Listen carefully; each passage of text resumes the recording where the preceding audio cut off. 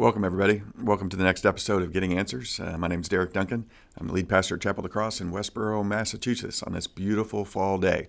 Wish you were here to see the colors of the leaves and those kinds of things. It's an awesome place to live, and just truly thankful to be here. I love the fall. It's probably my favorite season. We're here today, as always. I have my cohort with me, Jillian Morin. Your cohort? Yeah, cohort in crime. Cohort in life, whatever. But I'm glad that you're here. And how are you doing on this fall day? I'm doing good. I was running around a little bit today, so I'm a little frazzled. Right before we went live, I'm like, "Where's my phone?" Yeah. Well, and I was a little bit late today too, getting the show on. So thanks for being patient with us. No, it was totally me. You don't have to take the fall. Okay. It's always me. If something's late, it's probably Jill. Okay. Well, we're supposed to give honest answers here, so yes. But I was just trying to watch out for you. You gave me the out. Thank you. So today I thought we would talk about the negative of being negative. And what I mean by that is many of us go through experiences that are simply negative. You'd be weird if you thought everything was positive all the time. And we certainly don't want to promote a behavior of faking or lying or trying to say something is good when it's really not. But there's an interesting trend that if you're not careful with sort of negative thoughts, you can get sort of stuck in that negativity, and it really does affect you and the people around you. And so I think it's a topic worth talking about. The Bible defines negativity in different ways, but probably the most appropriate way is the idea of bitterness.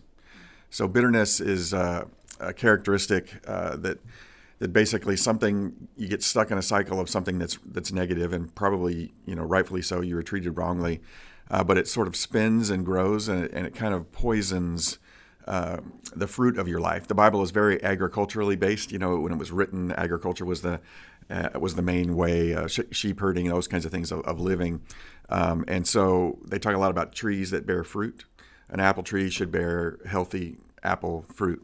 And so one of the ways you can tell whether you're healthy is if the fruit is healthy. And so what happens with bitterness is it kind of poisons the tree of your life, and you end up bearing bad fruit. In other words, you end up not only hurting yourself, but hurting other people around you. A way to think about it would be like take a glass of water and some of that dye coloring. You got a clear glass of water, you put in some purple or blue color, and it really doesn't take much to totally change the reflection of what that water looks like. And that's just sort of the danger of bitterness. In the book of Ephesians, just real quickly to give you some context, Paul is encouraging the Ephesian church and the people there. He's basically saying, do not let any unwholesome talk come out of your mouths, but only what is helpful for building others up according to their needs. Then it may benefit those who listen. So we're trying to live in a posture as Christians where we're trying to help people grow in their life rather than sort of tearing them down. And it says, he talks about not grieving the Holy Spirit with whom you were sealed. The Holy Spirit is God's provision in our lives to live the Christian life, to change our behavior, to do good things, to understand Scripture, those kinds of things. Grieving the Spirit means sort of squelching or doing things that are opposite of how you're supposed to live. And then the bitterness comes in here. It says, get rid of all bitterness, rage, and anger, brawling, and slander, along with every other form of malice. Be kind and compassionate to one another, forgiving each other, just as in Christ God forgave you. So this deal with bitterness, it's sort of a tricky thing to walk through because it involves a lot of different things. It involves your own personal feelings and what was happening to you. Do you have the ability to forgive? I believe forgiveness is sort of a spiritual thing that God allows you to do through the Holy Spirit. It's kind of hard to do on your own. Mm-hmm. And then how does that bitterness affect you and your relationship with other people? So that's kind of the general idea of where we're headed and how we can kind of talk through that.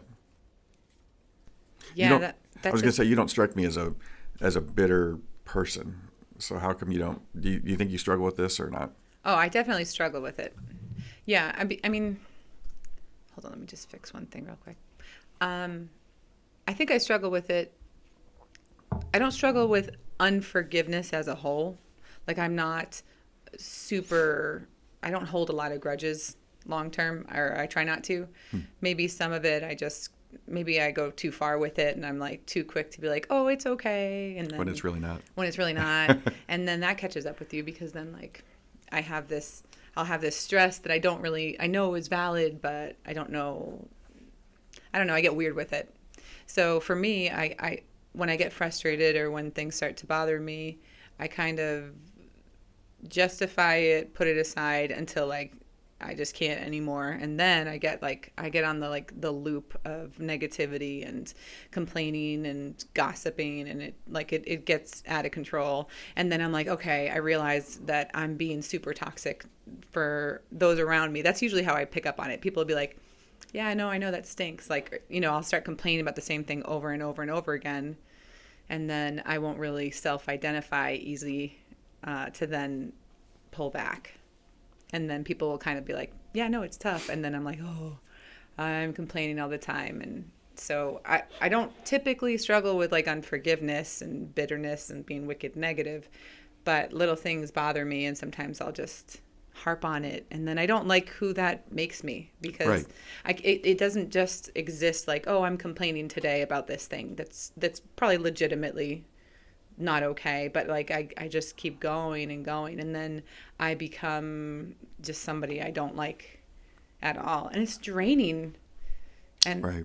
I mean, Yeah, one of the things that I think of is sometimes, and hopefully you're not like this, but sometimes I'm like a rubber band, and a rubber band only has purpose when it's stretched, and so all of life is sort of stretching us in different directions, and I end up sort of stuffing down negative feelings and not really dealing with them, and my rubber band gets tighter and tighter, and then unfortunately in my case it usually snaps on somebody indiscriminate versus the person that I'm really struggling with.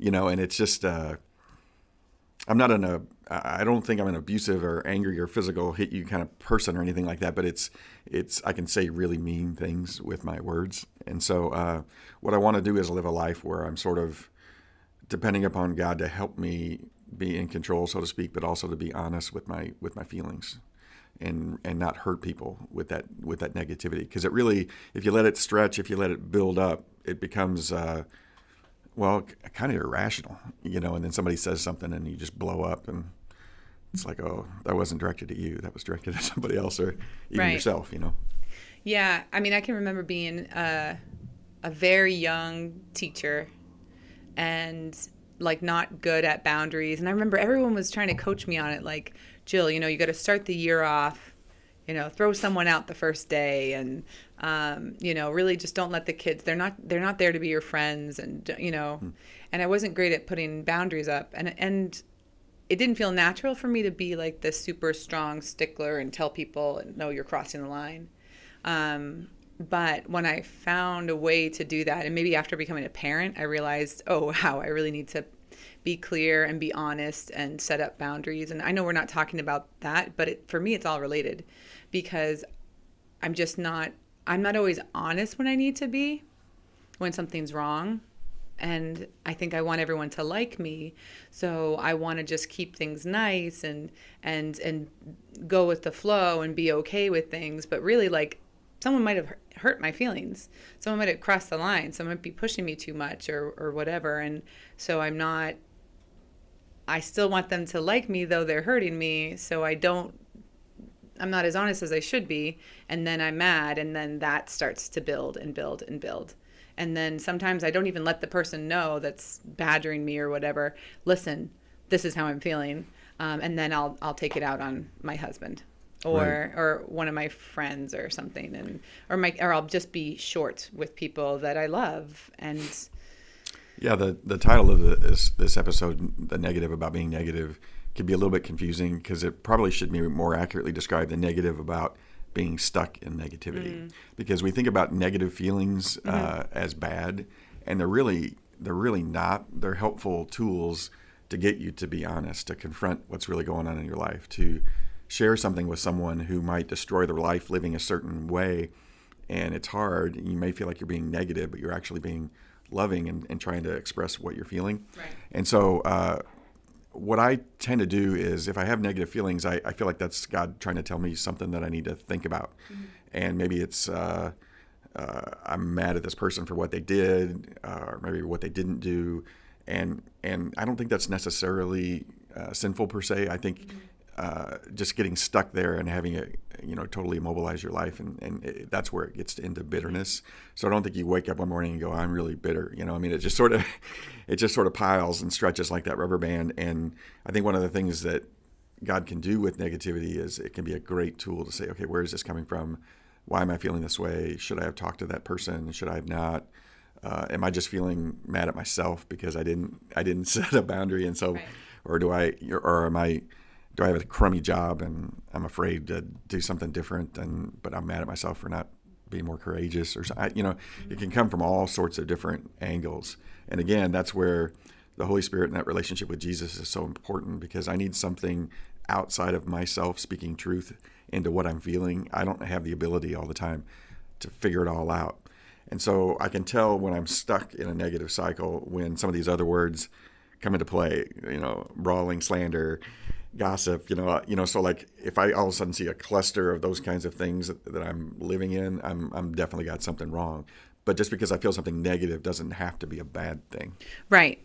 Yeah. I mean, I can remember being here and having some things that were frustrating me. Some of it was just like coming back from the pandemic, like from working from home, and now we're working here and trying to juggle everything. And so like I had legitimate reasons to be stressed out and to but I didn't always advocate for what I needed, or I didn't talk to the right person, and like just, whatever. But I would let that, I was trying to handle it and I was trying to be cool with it, but then things weren't okay. And I think if I had caught myself early and said, I need to speak up. I don't really know how I'm feeling all the way, but I know I'm stressed out. Or when you told me that thing that someone said about me, like it hurt me so bad, or I didn't realize that that's been like this heavy root for me. And now all I need to do is tell you about it, and same thing with me and Sean, like my husband, Sean, sometimes something not so, I don't know. Some people, I don't know how people can be so direct and like fearlessly communicate. And I don't know what it is about my upbringing or about, just how I'm wired that makes me afraid to really say what I got to say, because I don't want to be perceived as negative. I think it comes back a little bit to my older sister. Kelly was super direct. She would take care of everything. And she would, in my opinion, I hope she's not watching this. Well, if you are, Kelly, we're cool. We're good now. But she was kind of bossy, and she was kind of type A, and things have to be a certain way. And she wasn't always liked because she would take care of things and she would say the things that needed to be said. And I didn't want to be like that. I wanted everybody to like me. She's the meanie, so I get to be the fun one. Right. And so I've been afraid to be negative or to have conflict or confrontation. But it's like those truths, those situations need to be brought out, and it's better for me to like take a step and try to communicate clearly and honestly with somebody. And they Right. deserve that too. Like, you deserve for me to be honest with you even when it's hard. Right. My husband deserves it, even though I'm afraid, okay, if I tell him, hey, you did this, or you weren't there, or and I really wish you had been, if I just stuff it, then he's going to do something stupid, like forget to turn over the laundry, and I'm going to lose it because that pain is still there, and it's Right. it's bitter, and it's growing, and it branches. Really that visual of that bitterness and, like a disease going through a plant. Yeah. Like seeing a yucky apple that's rotten in a tree or something. I probably wouldn't eat that apple. Probably not. Yeah, no, I wish I understood it more, and I only understand it not through education or expertise, but through just experiencing life. Mm-hmm. I have no idea why being negative to me is a bad thing, or because it's really not. It doesn't have to be. It's an opportunity to learn something about yourself. I don't know why conflict is a bad thing to me, because actually, if you really break it down honestly without the emotion, conflict is an opportunity to really grow and help somebody. And so It is. And like, I know that, and you know that. right. We need a third panelist. So yeah, For this.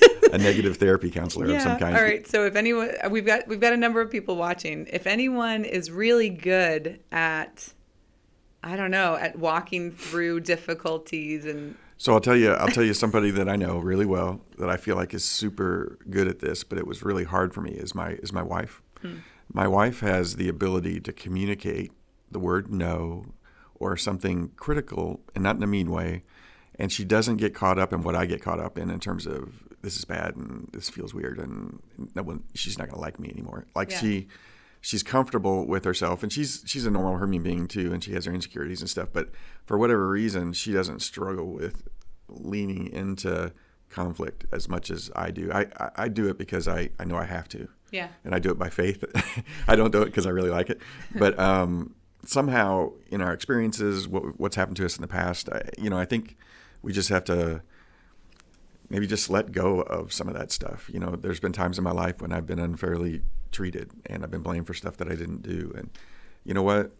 That should be okay. I should be okay with myself and with God, not, run and live on the whims of how somebody feels about me. But, there's like negative and good sides to almost everything. Mm-hmm. So in other words, my wife is very critical. She can walk into a room and can see what's wrong or what needs to be improved and those kinds of things. But the problem with that is she can be seen as negative when she's really not. She just is observing. That's how she's wired, I can walk into a room and there's terrible things wrong and I should say something, but I don't because I don't want to make waves or whatever. Mm-hmm. So we both have those good and bad sides. And again, that's why I need something outside of myself in me, like the Holy Spirit, Jesus Christ, my relationship with him to guide me through this stuff, because I think it just gets too confusing trying to figure it out on your own. Right. And you said something, you were talking last week or the week before, I can't remember now. Actually, I think it was at church on Sunday. When we're on a tangent or when we're really standing up to something or we're speaking strongly about an opinion we have, mm-hmm. most people, when they speak firmly and confidently, they believe that they're right. Like I wouldn't go on a tangent. I wouldn't even post something on Facebook that might be controversial if I didn't believe and stand behind what it is that I'm sharing, mm-hmm. or what it is I'm talking about. So if I say something or I'm advocating for something or whatever, I believe I'm right. But you could have a totally different opinion and you would believe that you're right. And I think that's, we all need a standard, and that comes back to Jesus Christ. And if we don't have that standard, then I don't know. Right. It's scary because that I feel like there's so much division right now, so much division, and I hate to see it, and I hate to see friendships severed because, listen, if you don't believe me, if you don't stand with me on this, you know what? You can just forget about me. Right. And I can't tell you how much I've seen that, and it doesn't. Part of me makes it. I get mad because I'm like, well, wait a second. Like, I don't 100%, like, I believe with most of what you're saying, but I can't, like, say that that's the most important. Like, it's tricky, and so I feel rejected, but at its core, though, like, if there needs to be some type of standard, and there is a standard, but yeah, it might be totally foreign to a lot of people. I mean, there might be people right now that are like, well, what are you talking about? Can you talk to us more about that? I know you mentioned it every week, but tell us about Jesus Christ. Tell us about God. Tell us about, having a moral compass and everything, and about kind of the black and white. Tell us about Christianity, Pastor Derek. Tell us all about it. Yeah. So the tricky thing about living in this world as broken human beings is in our brain, we want everything to be right or wrong or black and white. But the reality of life is there's a lot of gray. There's a lot of messiness. There's a lot of untruth mixed with the truth. And how do you communicate perfectly? All those kinds of things. So I really feel like what I need is I need to depend upon someone who actually lived in all of this human brokenness and overcame it. And so that's Jesus. He didn't do anything wrong. He was fully human and fully God. So you might say he has an advantage there, but really he limited his ability to be fully God so that he could experience everything that we go through. And he overcame it. He overcame bitterness, and he was able to forgive. He was able to stand up and say very difficult things, especially to the religious leaders of the day and those kinds of things. And so there's my example, right? So that's my north. That's my standard of how we were created to live. But the problem is I can't do that on my own. And so I need his life in me to help me begin to make some of those changes. Like it's, I can either say I'm going to run my life as I want with my own subjectivity and emotion and make my own decisions or whatever, or I could be humble and ask for help.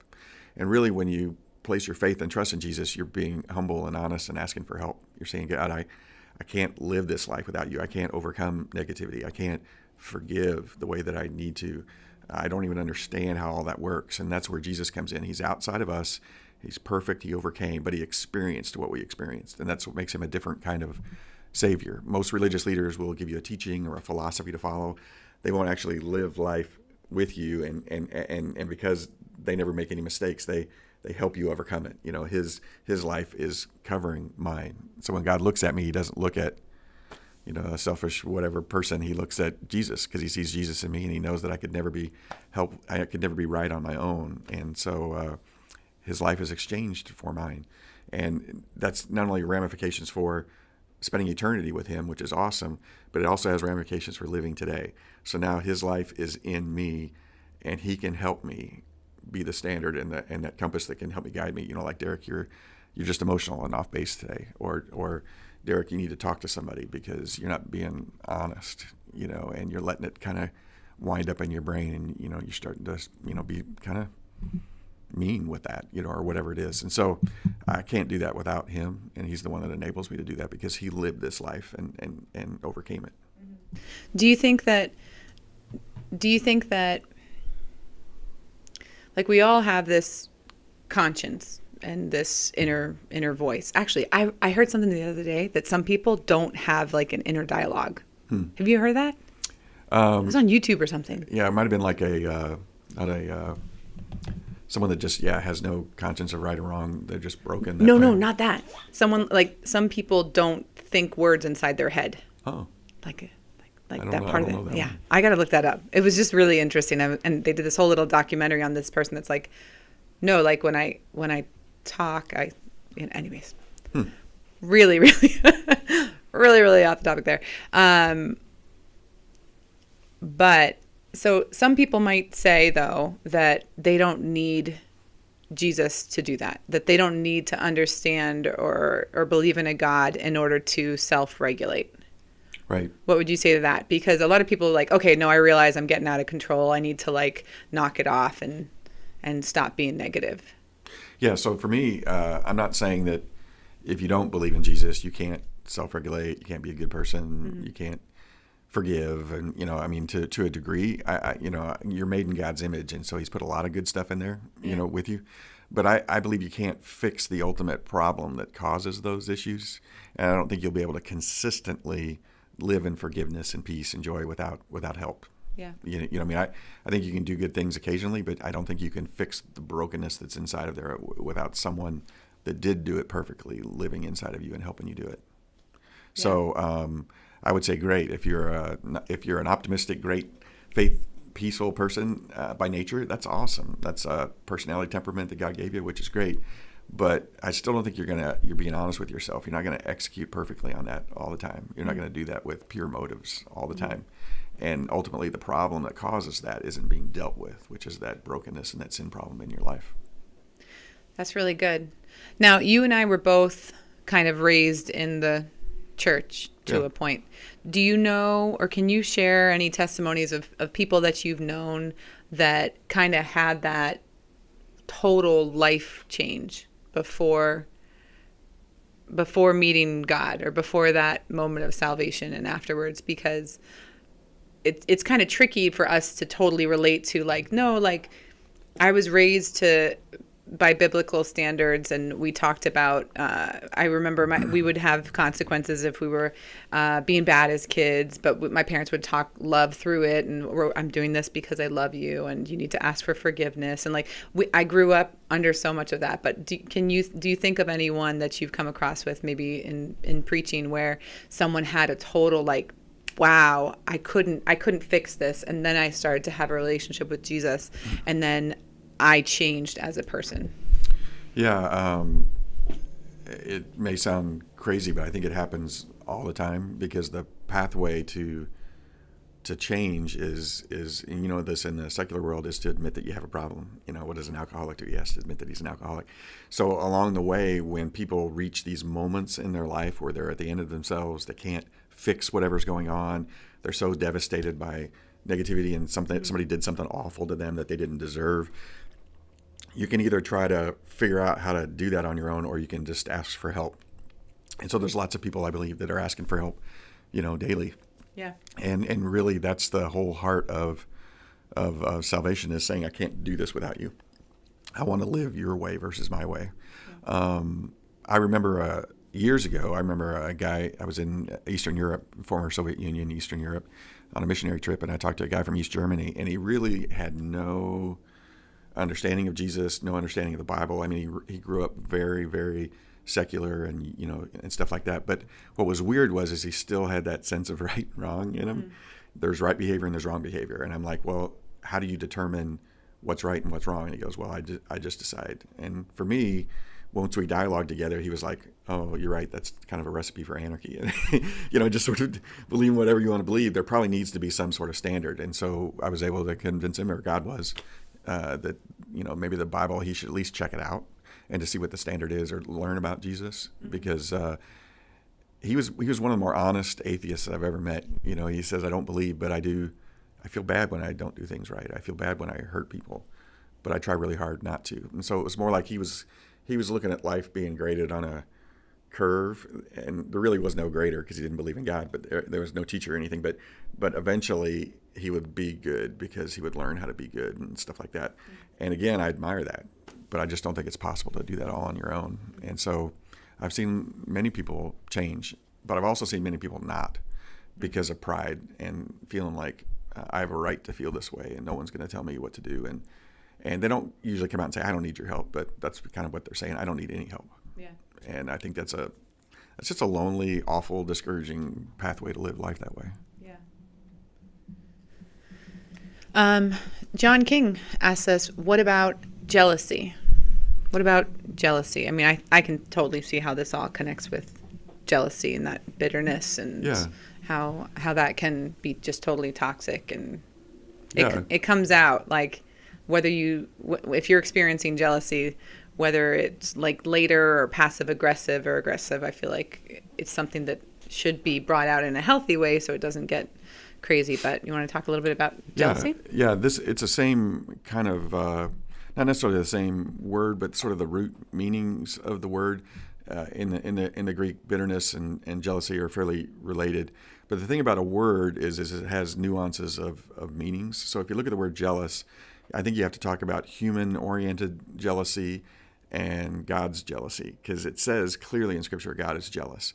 And so, again, thinking that negative things are bad, jealousy must be bad, and therefore God must be bad. The reality is God's jealousy is pure and for our benefit, and he wants to be the only one worshipped because he knows that he's the creator and he's the only God that exists, and he's doing it for our benefit. It's not impure, it's not insecure. God's like, oh, I'm worshiping, the God Baal, or, the God Netflix or something. And all of a sudden I'm jealous of Netflix, and what do I do? He doesn't live that way. So his is always perfect and pure. Our jealousy is usually either insecurity based, or not trusting of someone we've been hurt some way. I'm jealous and I covet things sometimes, like I feel like I deserve to drive the car that you drive. Why don't I have such a crummy car or whatever? Who wouldn't want a 2015 Kia Sedona? Right. It's a sweet ride. You push the button, the doors open. That's amazing. Who wouldn't want that? So, I mean, there's all kinds of things that are negative wrapped up with that word jealousy, but it's definitely another indicator of sort of the bitterness family tree, the bad fruit growing, and jealousy is a product of that. And it's another warning sign of things aren't quite right in terms of how you're thinking. But I just want you to understand that it can actually be a pretty awesome characteristic, because God has it, and he has it for our benefit, not for his ego. Right. I mean, there have been many times where my husband is jealous for my time and attention and care. I remember before I started, and forgive me if I'm repeating myself, I do that sometimes. Before I started my small group, I started that because I was like, I had a work thing. I had to be in Boston at 7 or 8, but I knew the traffic was going to be bad. So I got myself up. I was up at 4:00.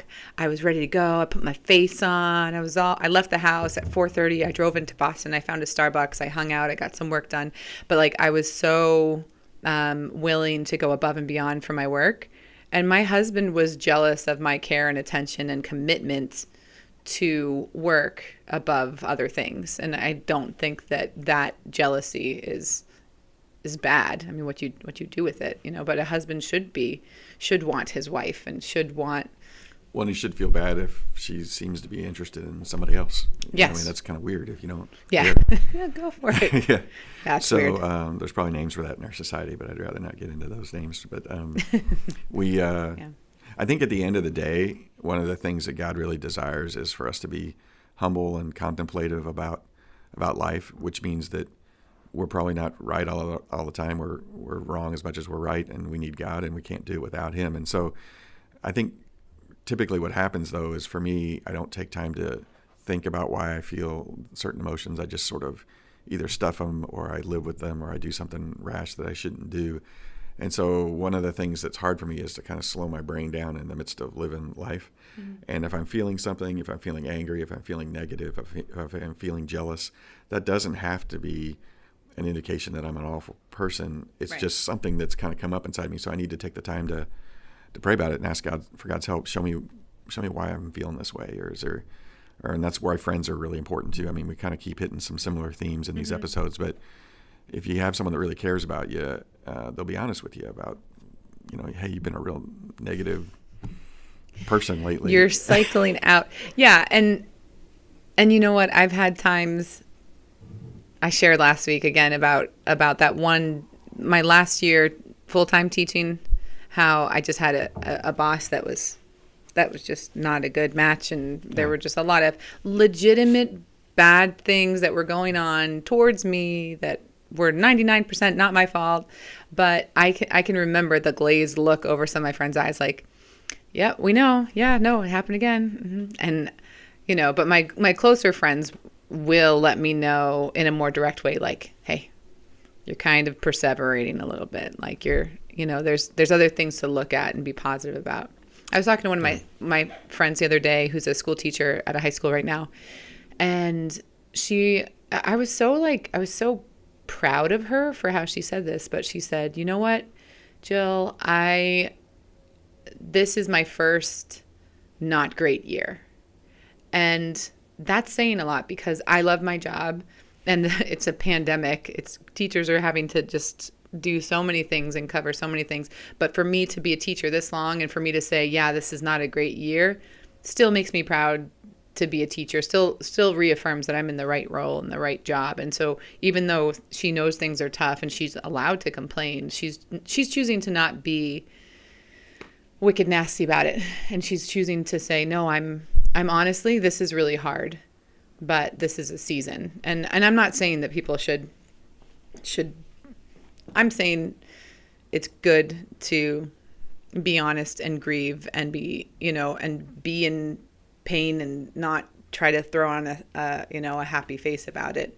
But I think there are a lot of people, and myself included, that tend to go too far and just get sucked down well, this isn't right, and this isn't just, and this is not okay, and this person should have done this. And then we start throwing out people's values and how their life is not valuable and they're nothing but a blah, blah, blah, That's where I feel like that leads to, like, that piece of crap guy, or, and it's like, well, that person's mistreating me probably because they've got brokenness too, and so I need to be direct with that person, and not let them abuse me, but at the same time I don't have to disqualify their life and their being as a whole because they're acting in a way that they shouldn't be.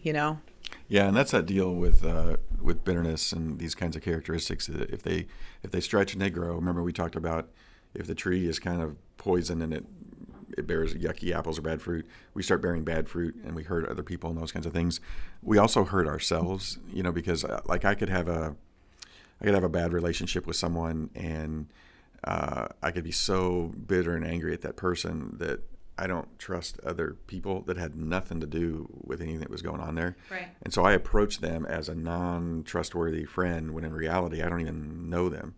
So what I'm doing is I'm painting in a broad brushstroke way that all people are not trustworthy. All people are bad, and so I don't need friends, and that's totally going to destroy your life. Yeah. You can't live that way. So I try really, really hard to pray for positive things in my life. You know, I started off here, do not let any unwholesome talk come out of your mouth. Paul's talking about to the Ephesians. I try really hard to say, God, help me be positive. Help me believe the best in people. Help me recognize when I've got an issue with something and I'm making it much bigger than it needs to be. And don't let me not only hurt people, but don't let me hurt myself. Because I need friends. I need a church of people that I can sing with and rejoice in, even in a pandemic. I don't want to throw everything out. That's a real common thing that I deal with. You have one bad church experience and then all churches are bad and the heck with it. And that's just not realistic. It's not realistic with friends. It's not realistic with jobs. It's not realistic in marriages. I have a bad marriage. I'm never, whatever. It's just you not being willing to either forgive or overcome some of that negativity or ask, more to the point, ask Jesus to help you not be that way. Right. And you trying to deal with it on your own. You hurt yourself. So I was thinking about this topic last night, and if the Bible is new to you, I know we talked about like if a good starting point is the New Testament, but if you're one of those people that on social media you really love those little memes or those little cards of like inspirational quotes, a great book of the Bible is Proverbs. Like sometimes like when I don't know what to read, I'll just be like, what day of the week is it? Okay, it's the 17th. I'm going to read Proverbs 17 because there's 31 bucks or whatever. But I was reading last night Proverbs. I had it screenshot on my phone, but I can't find my phone. 16 and 17, and there's full. It's really good, solid advice, and like this leads to that, and so Proverbs is a really good book to read in terms of just kind of when you're getting out of hand and you need some perspective, it kind of puts you in your place a little bit, and even how people spend money, and just like it's like little warnings like, oh yeah, you like this, well that's what that leads to, but this other behavior leads to prosperity or leads to peace, and so Proverbs is a great book. Yeah, and I've also noticed like whatever I expose myself to and put into my brain, it really does affect me as a person. Yeah. So if I'm around a bunch of negative, critical people or a bunch of sarcastic people or something like that, not that that's necessarily evil, but I start being like that. If I keep pouring those thoughts into my mind, if I watch something, I don't know, I was watching some futuristic movie where the world ended and everybody was miserable, and I'm already worried enough about the pandemic in my life. And like you woke up to 2020. Yeah, and I just was watching this thing, and so like, why am I putting this into my brain? Because it really does affect me. We like to think we're so independent and we're independent thinkers and nothing bothers us, and it's just totally not true. We're like sponges, and we suck up all the crud from other people. And so I really want to be careful what I view, what I read, what I watch, who I talk with, who I trust, those kinds of things, because it affects who you are. And that's part of the process. Maybe one of the reasons why you might be struggling with being stuck in negativity is you're feeling that fire and you're surrounded by people that feel that way. Yeah. I mean, I can definitely relate to that. There's some people that I'm not spending as much time with right now because I know they're kind of stuck in negativity, and I understand why they are too. But I know I can't speak into that right now. So you are the company you keep. I remember always teaching. When I was an ESL teacher, kids come into our school all throughout the year. I was always getting a kid like March 1st. I'm like, a kid is coming in March 1st. We only have a few more months of school, and but I would always try to give them advice that my guidance counselor gave me, Barbara Dreschler. I'm going to call you out because I think we're Facebook friends. So Barbara Dreschler was my guidance counselor when I came into Marlboro High School as a 10th grader. And I came to the school in the middle of the school year. I didn't know anybody. And so she told me, she said, Jill, you're the new kid. So you get to pick what everybody's going to want to be your friend, which was not true, but it was really nice to say. So you pick. So you get to check everybody out, see how people are, see how they treat each other. And then you pick which circle you want to be a part of, because whatever friends you have, that's who you're going to end up being like. And I was transferring to that school from another school because I was making stupid choices and I couldn't get out of my own way. So it was like the perfect advice that I needed. And I always gave that to my incoming students. You're the new guy. You get to pick who you want to be. So look around, see how people are, and then if that's something that inspires you, that man, I want to be a person like that, then you get to choose your friends. And it's true even as adults. I mean, we don't always get to pick our coworkers. You know what I'm saying, Derek? You know, sometimes you're a bad influence on me. I hear you. I understand. So we don't always get to, but we can. I think it's good for us to be honest with each other, and I don't know, not get sucked into it. Yeah. It's tough though too when you really love somebody and you care and you want to validate, and then but it's just hard to not spiral out, you know. No, it is hard, and it's it definitely takes time to build healthy habits to, like, if I think I struggle with conflict now, you should have seen me 25 years ago, when I was much more immature and didn't know anything about ministry and life, and was trying to lead out of my own strength versus being humble and dependent upon God to give me strength. So I think sometimes we just have to realize that some of these characteristics and how we live life take time. But at the end of the day, do you want to be kind of drained and miserable and draining other people with your negativity, or would you rather just enjoy life? You only get one shot at it. You have one life to live, and when it's over, it's over. And so some of it's just sort of looking in the mirror and saying, is this kind of really who I want to be? Right. And again, I'm not trying to say you haven't gone through hard things and you don't deserve in some ways to be bitter and angry because somebody did something wrong or whatever. Right. But I'm just saying, do I want to give that much control to other people and to this negative feeling that it's going to ruin my life and keep me from experiencing joy? Or do I want to just ask for help and, Jesus, can you help me get through this a little bit? Because I don't want to do this for 20 years and, be grouchy and mean.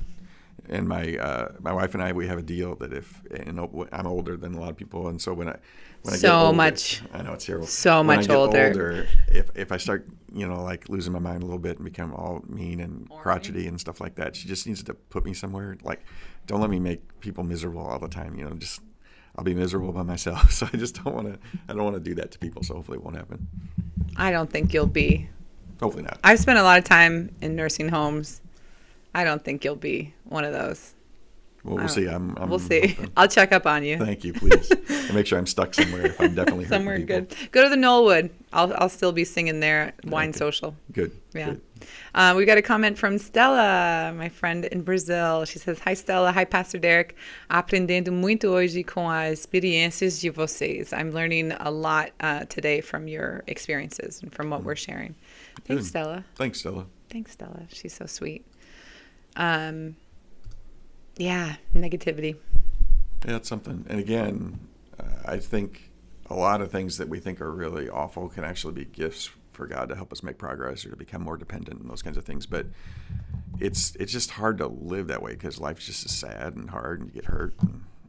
But again, do I want to stay that way? And I definitely don't. I don't want to leave a legacy of, man, glad I don't have to see Derek anymore or whatever. Right. Like, I don't want to bring people down now. This might be an interesting thing to discuss just for a second. Like, some of us have temperaments that this is easier than others. Like I don't really look at someone like, oh, they must be a bad person. I don't know. I just sort of more naturally believe the best in people, and I tend to get shocked when they're actually really creepy and mean, and I didn't pick up on that, So maybe it's a little bit easier for me, but we all have these individual temperaments, and they're all sort of movable, I believe, based upon the situation and what's required to live life and the work environment that we're in and stuff like that. And so I think we can ask God to help us with that if we want to be more of an optimist. God, help me be that. And, and then use my critical spirit to help people. It doesn't mean negative is critical is negative. It just means that I'm more detailed and I focus and I see things that are wrong. And that's a good gift. We need to have people point out things that are wrong. It's the whole industry of quality control and all those kinds of things you don't want. Right. Food that's ruined and sour or whatever getting on into your grocery store. You got to have people that inspect that stuff. And but I think even them, God can help them be more optimistic or believe the best in folks. I used to, when I've had my fair share of sassy high schoolers in my tenure at teaching high school, And what I would try to do sometimes, like if someone was super negative and judgy and like the stink eye, because it's high school and we have to be cool, I would often, I'd pretend to really need their help with something. This is like it was a little dishonest, but whatever strategies. And be like, oh, let's say Jen, I can't help them. Can you go help him over there? Just see if you can explain that to him. I can't get over there. And giving someone who's like stuck in a negative vibe a job to do where they're helping others can also be really, really helpful, because I mean, if someone steals money or steals something from a store, usually they have to do community service, or if not, like, pay fines or whatever. But there's something to that, that kind of breaks them out of their own circle and their own circumstances that they can't see past, and force them to focus on others, to love others, to help others, to have a different perspective. So if you find that you're in a cycle of complaining and being negative, and even if it's justified, finding an opportunity to be giving and loving, not maybe if you're being abused, that's a different story. Don't go be sweet to your abuser. Like, that's something else. But if you just know, I'm just negative, finding a way to give back to others and put others first might help you shake that off a little bit. No, I totally agree. Yeah. It's like a perspective check. You may think you have problems, but then you meet somebody else and you're like, holy cow, right. My problems aren't real problems. That's a real problem. And so when you're serving and thinking about others, it gives you a different slant on what's going on in your life, which is really effective. And sometimes it's even challenging people to think differently. There's a guy in Indiana, and I'll just make up his name. I'll call him Earl, but he was an old guy that was super critical, super mean. Every time I saw him, he was yelling and complaining about something about the church and what I was doing. He didn't like what I was doing. And I was praying for him one day, and I thought, you know what? The guy's miserable, but he actually has some reasons to be miserable. His wife had died. He didn't have good health. He couldn't hear very well.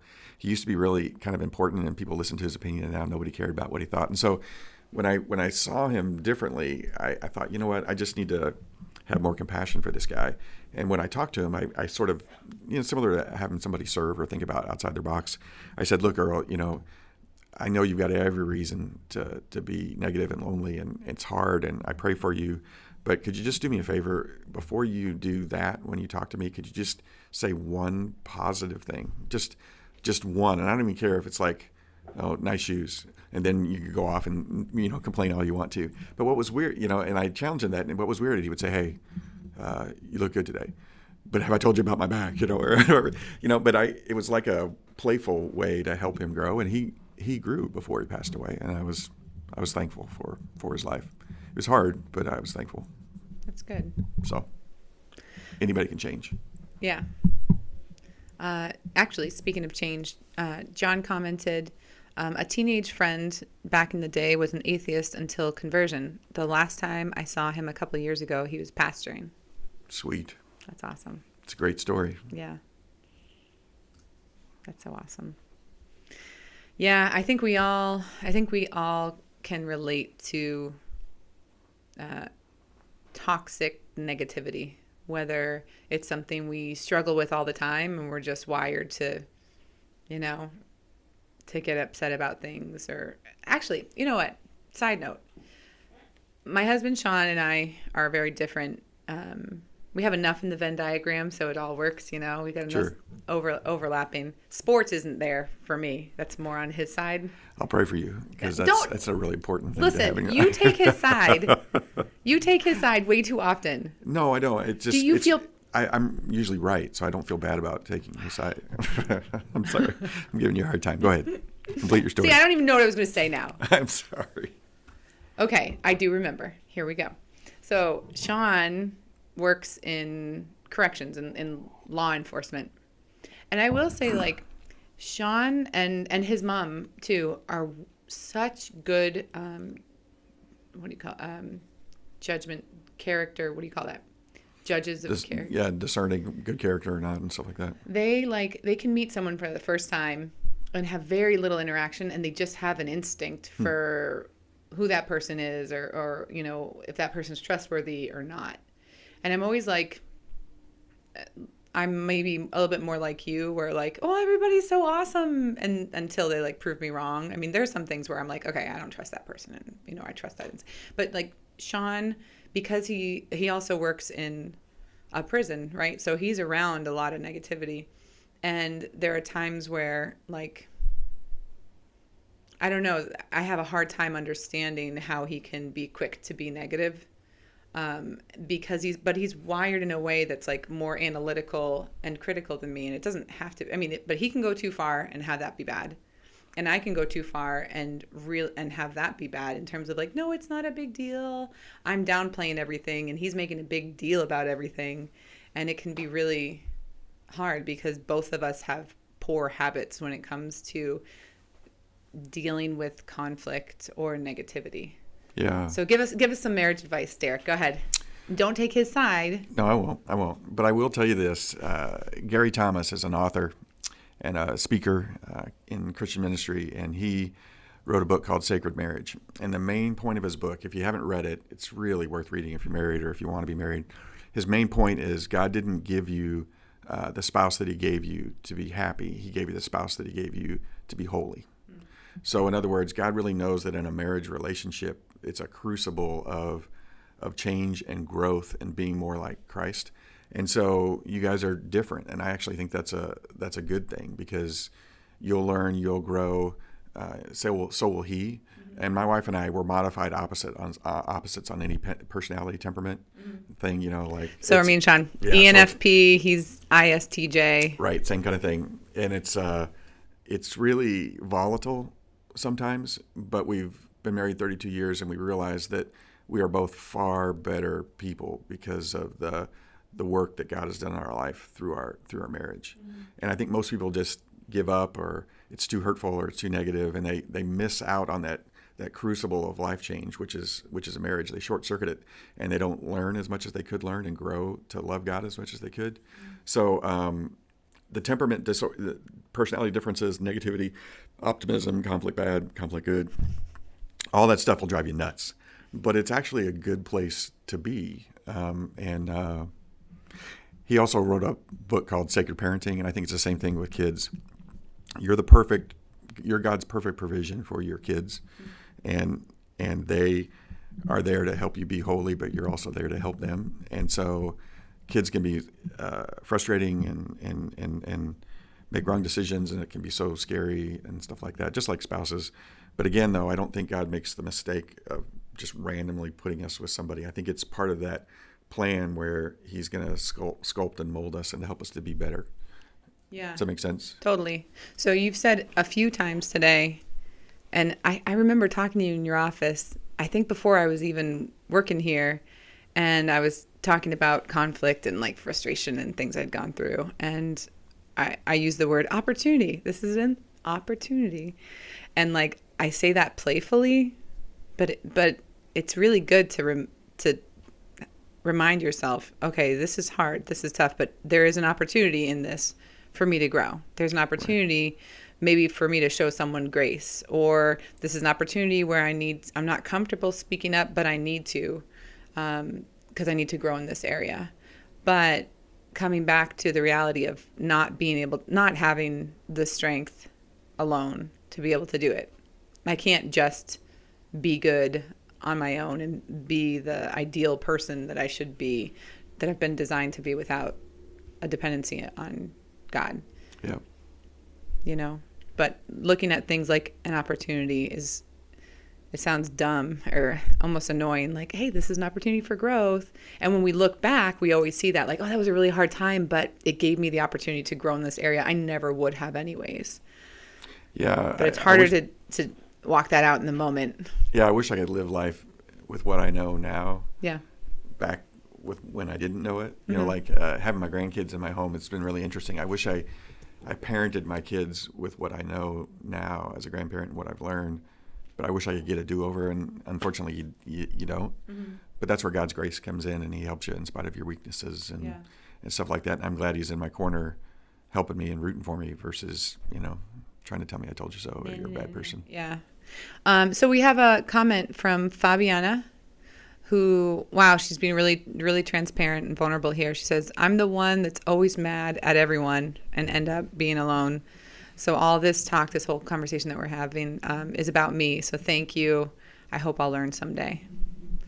Well, the fact that you're able to identify and the fact that you're able to connect with this and recognize there's a need for change is really, really good. Yeah, and I'd also say just there's good and bad sides to everything. It's sort of the way life is set up, and I would say maybe ask God too to show you how to use more of that negative side in a good way, because it doesn't have to be toxic or hurt people. It could be something that could really help others see things in a different way.